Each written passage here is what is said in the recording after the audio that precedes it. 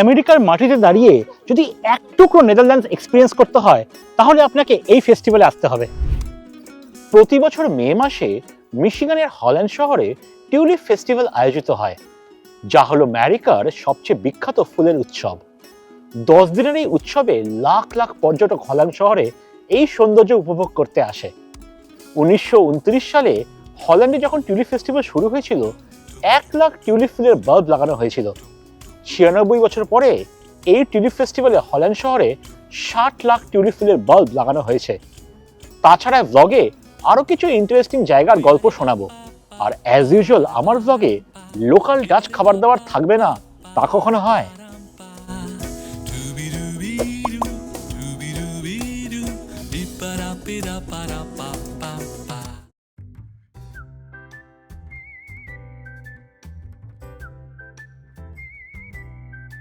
Tulip ফেস্টিভ্যালের সময় হল্যান্ডের সবচেয়ে বড় অ্যাট্রাকশন হচ্ছে 36 একরের উইন্ডমিল আইল্যান্ড গার্ডেন। এই গার্ডেনে ঢোকার জন্য এন্ট্রি ফি আছে।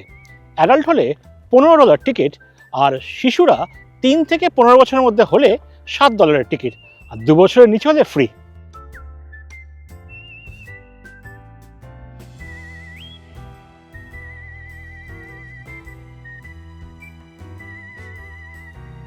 এই বাগানে এই মুহূর্তে 1.5 লাখ টিউলিপ ফুল পোতা আছে।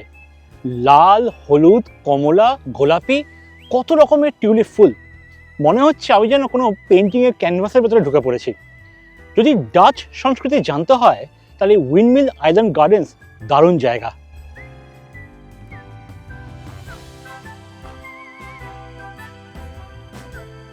আমি একটু আগে আপনাদের বলছিলাম যদি ডাচ হেরিটেজ আর কালচার বুঝতে হয় উইন্ডমিল আইল্যান্ড গার্ডেন্স দারুণ জায়গা।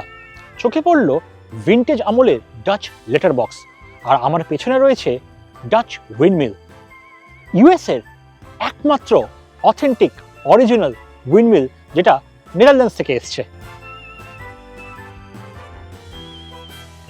এই বাগানে এই মুহূর্তে 1.5 লাখ টিউলিপ ফুল পোতা আছে। যেদিকেই তাকাচ্ছি একদম রঙের খেলা, লাল, গোলাপি, হলুদ, কমলা, মনে হচ্ছে কোনো পেন্টিং ক্যানভাসের ভেতরে ঢুকে পড়েছি। যদি ডাচ কালচারকে বুঝতে হয় তাহলে windmill island gardens is the best place.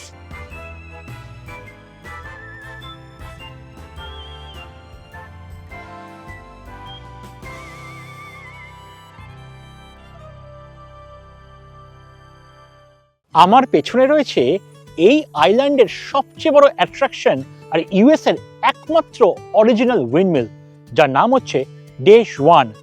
1884 সালে নেদারল্যান্ডসে এই উইন্ডমিল তৈরি হয়, তারপর 1964 সালে এখানে আনা হয়। আর এই উইন্ডমিলের ভেতরে কিন্তু আপনি উঠতে পারবেন, সিঁড়ি বেয়ে আপনি 5 তলা অবধি যেতে পারবেন।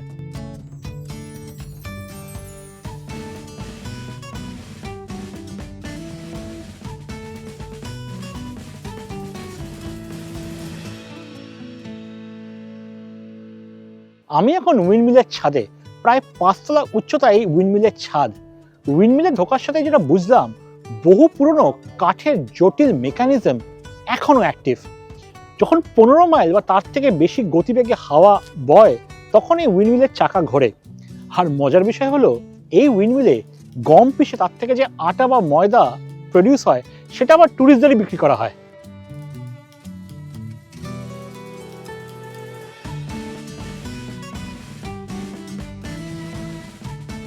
নেদারল্যান্ডস থেকে আনা আরো একটা অথেন্টিক জিনিস হচ্ছে বাচ্চাদের ক্যারোজল। এর মধ্যে 28টা হাতে আঁকা কাঠের প্রাণীর মডেল রয়েছে। যদিও এটা মূলত বাচ্চাদের জন্য, তবে এর কারুকার্য দেখলে যে কোনো বয়সের মানুষদের মুগ্ধ করবে।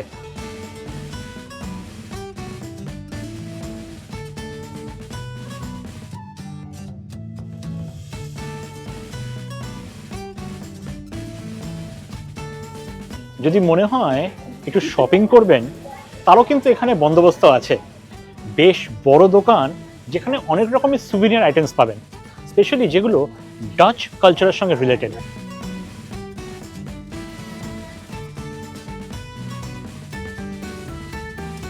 পুরো আইল্যান্ড ঘোরার পরে এখন সময় একটু পেট পুজো করার। আমার পেছনের দোকানটায় সসেজ আর হটডগ বিক্রি হচ্ছে। আমি ভেবেছিলাম এইখানে একটু ডাচ খাবার দাবার পাবো, কিন্তু আনফর্চুনেটলি সেটা এখানে পেলাম না। সেটা আমাকে দেখতে হবে এখানে কোথায় পাওয়া যায়। তবে এই মুহূর্তে এটা দিয়ে এখন পেট ভরাতে হবে।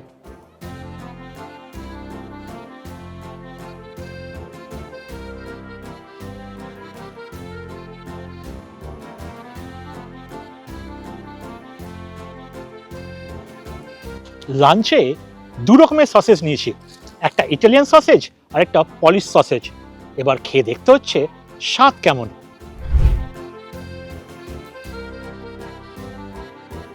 খুব ভালো খেতে, তবে এর থেকেও ভালো সসেজ খেয়েছি, স্পেশালি হটডগস বা সসেজ এর থেকেও ভালো খেয়েছি। তবে এখানে ওই ঘুরতে আসলে এরকম পাওয়া যায়, অপশনস তো খুব লিমিটেড, একটা দুটো দোকান আছে।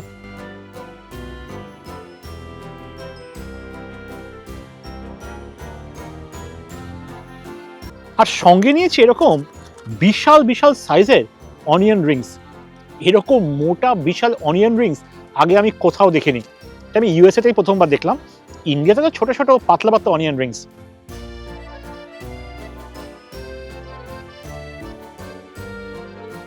আমার তো অনিয়ন রিংসটা বেশি ভালো লাগলো হটডগ বা সসেজের থেকে। মোটা অনিয়নের রিং, মিষ্টি অনিয়ন, আর এই যে যে কোটিংটা দিয়ে ফ্রাই করেছে খুব ভালো খেতে, মানে খুব ভালো সিজনিং করেছে।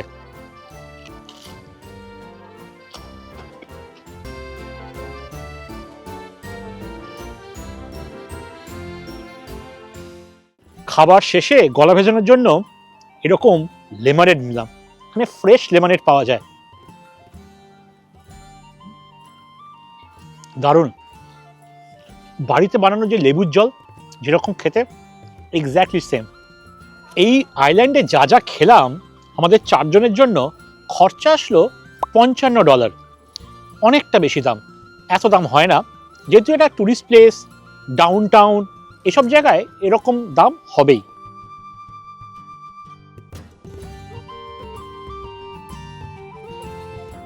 আমি এখন হল্যান্ডের আরও এক বিখ্যাত টিউলিপ গার্ডেনের মাঝখানে। আমি পৌঁছে গেছি ভেলডিহার টিউলিপ গার্ডেন্স। এই গার্ডেনে ঢুকে মনে হচ্ছে প্রকৃতি নিজের হাতে এই বাগানে রং ছড়িয়ে দিয়েছে।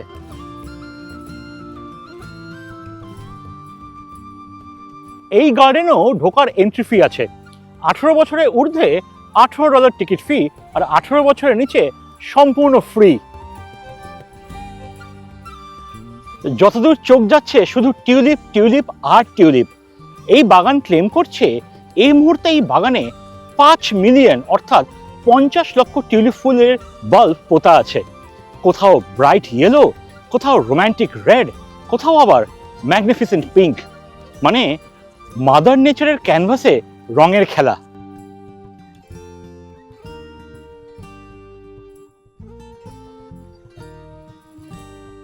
আমাকে যদি ভেলডিহার টিউলিপ গার্ডেন আর উইন্ডমিল আইল্যান্ড গার্ডেন্সকে যদি কম্পেয়ার করতে বলেন, ভেলডিহার টিউলিপ গার্ডেনে কিন্তু টিউলিপের সংখ্যা অনেক বেশি, তবে উইন্ডমিল আইল্যান্ড গার্ডেন্সের ল্যান্ডস্কেপ অনেক উন্নত মানের। গার্ডেনের ফ্যাক্টরিতে ডাচ কাঠের জুতো বা যাকে ক্লক বলে তৈরি হচ্ছে। কি সুন্দর করে কাঠের টুকরোকে কেটে শেপ দিয়ে তার উপরে পালিশ আর রং চড়িয়ে কালারফুল ডাচ জুতো তৈরি হচ্ছে। আর এইগুলো শুধু দেখানোর জন্য নয়, এই জুতোগুলো পরাও হয়। যদি হল্যান্ডের ডাচ কালচারকে বুঝতে হয় তাহলে কিন্তু লোকাল কুইজিন ট্রাই করতেই হবে। আর তাই জন্য চলে আসলাম 70 বছরের পুরনো ডে বয়ার্স বেকারিতে। এটা আইকনিক রেস্টুরেন্ট কাম বেকারি, যেখানে ডাচ খাবারের অপশন আছে। বেকারিতে ঢোকার সাথেই কফির অ্যারোমা আপনার নাকে হিট করবে, তার সঙ্গে বেকারি আইটেমসের ফ্রেগ্রেন্স।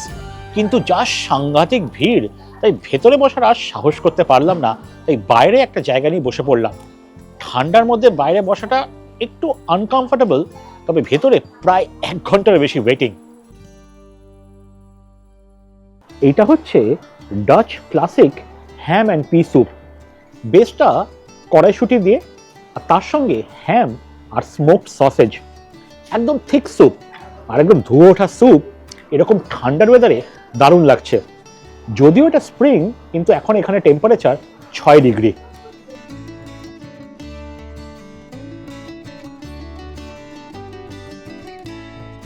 ফ্লেভারটা একদম রিচ আর স্মুথ আর স্মোকি, আর এর মধ্যে গোলমরিচ দিয়ে খাচ্ছি তার জন্য আরো ভালো লাগছে। আর প্রত্যেক বাইটে মানে প্রত্যেক চামচে ওই মানে মিটের যে টেক্সচারটা পাচ্ছি তার সঙ্গে কড়াইশুঁটির ফ্লেভারটা দারুণ লাগছে। যদি আমি বিশাল বড় কড়াইশুঁটির ফ্যান নয়, তবে জানি না ফর সাম রিজন এখানে কিন্তু খুব ভালো লাগছে। ও বাই দ্য ওয়ে তার মধ্যে ভেজিটেবলসও আছে, যেরকম আলু, গাজর, এগুলো ম্যাশ করে দেওয়া।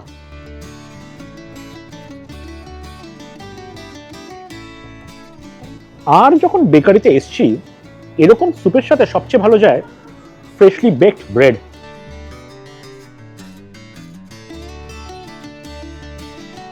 এটা হলো ডাচ সসেজ রোল, যার আরো একটা ইন্টারেস্টিং নাম হচ্ছে pigs inside the blankets. Buttery ডোয়ের ভেতরে পর্ক সসেজ ভরে তারপরে বেক করা হয়।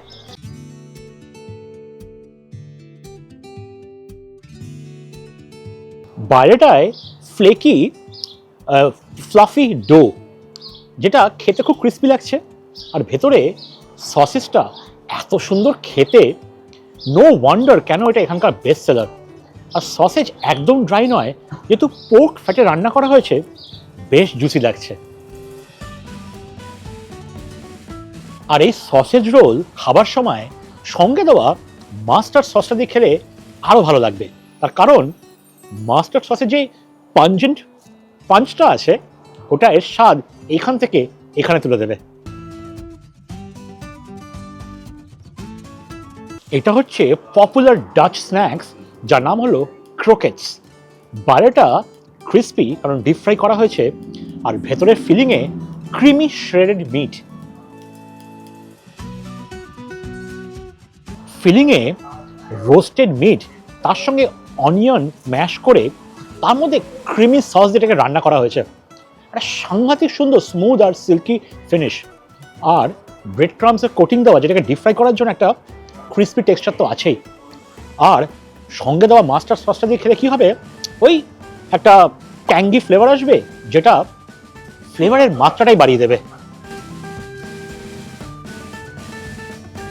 আর এটা হচ্ছে হল্যান্ডের একদম প্রাণকেন্দ্র, যাকে বলা হয় 8th স্ট্রিট।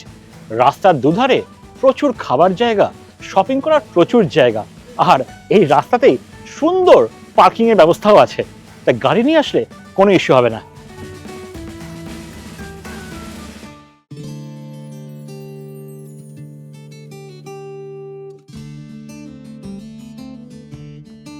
রাস্তায় হাঁটতে হাঁটতে থমকে দাঁড়িয়ে পড়লাম, কারণ হঠাৎ চোখে পড়লো মনস্টার কার।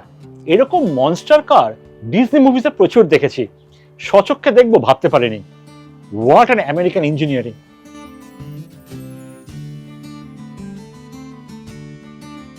যদি আপনার কাছে পয়সা খরচা করার মতো পয়সা থাকে, তাহলে এই রাস্তায় কিন্তু কেনাকাটা করার প্রচুর অপশন পাবেন। যা বললাম, পয়সা খরচা করার মতো যদি পয়সা থাকে, তার মানে জিনিসপত্র বড্ড এক্সপেন্সিভ।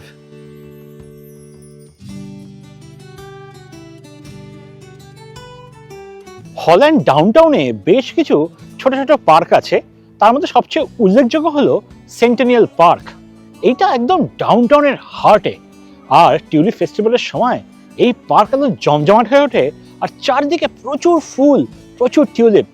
মনে হচ্ছে একটা স্বপ্নের নগরীতে চলে এসেছি।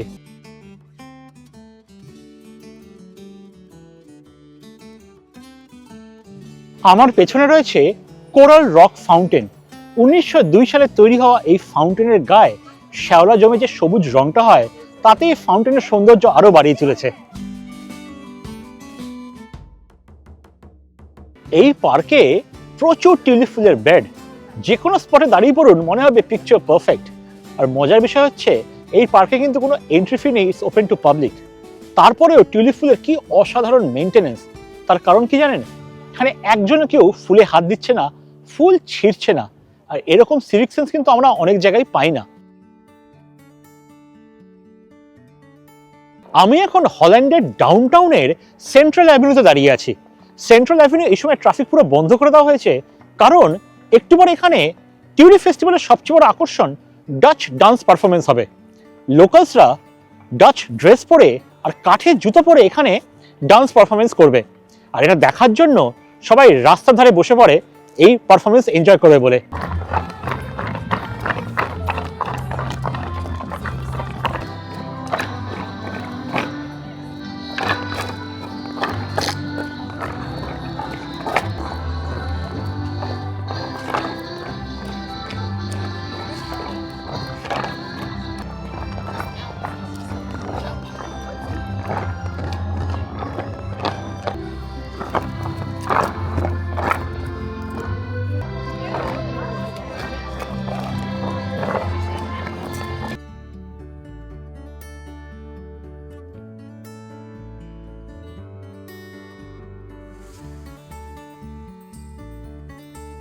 আমি এখন হল্যান্ড ডাউনটাউনের 12th অ্যাভিনিউতে।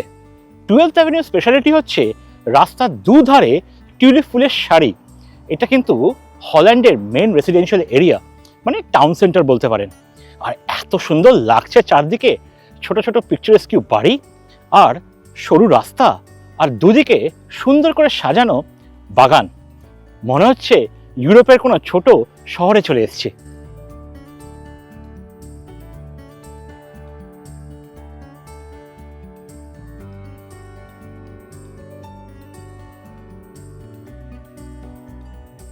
হাঁটতে হাঁটতে পৌঁছে গেলাম ওয়াশিংটন বুলেভার্ড।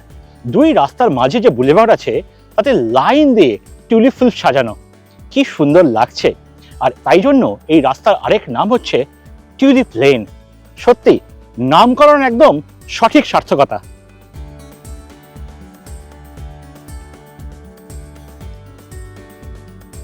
হল্যান্ডে ঘুরতে এসে যদি লেক মিশিগান না দেখি তাহলে কিন্তু ট্রিপটাই অসম্পূর্ণ রয়ে যাবে। তাই চলে আসলাম হল্যান্ড স্টেট পার্ক বিচে। পায়ের তলায় নরম বালি আর সামনে এন্ডলেস লেক মিশিগান, একদম সি বিচ ভাইবস।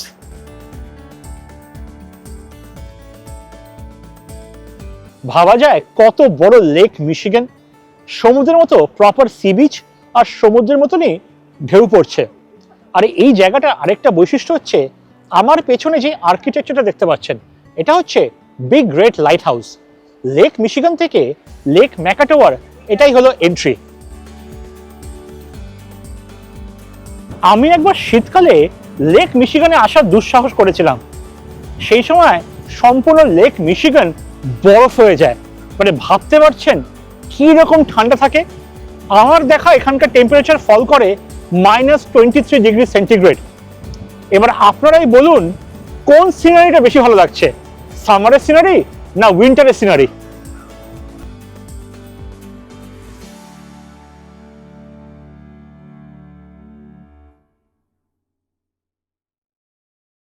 এইবার বলুন কেমন লাগলো আজকের হল্যান্ডের ব্লগ। ভালো লাগলে লাইক তো করবেন, তার সঙ্গে বন্ধু বান্ধব আত্মীয় স্বজনের সাথে শেয়ারটাও করবেন। আর চ্যানেলটাকে সাবস্ক্রাইব করতে ভুলবেন না, কারণ আপনাদের এক একটা সাবস্ক্রিপশন এই চ্যানেলের গ্রোথে সাহায্য করবে। আর অবশ্যই নোটিফিকেশন বাটনটা প্রেস করবেন, তাহলে ভবিষ্যতে যখনই আমি কোনো ব্লগ আপলোড করব আপনাদের কাছে সবচেয়ে প্রথমে খবর পৌঁছে যাবে। তাহলে আসি আজ, দেখা হচ্ছে পরবর্তী ব্লগে। ততদিন ভালো থাকবেন, সুস্থ থাকবেন। টাটা।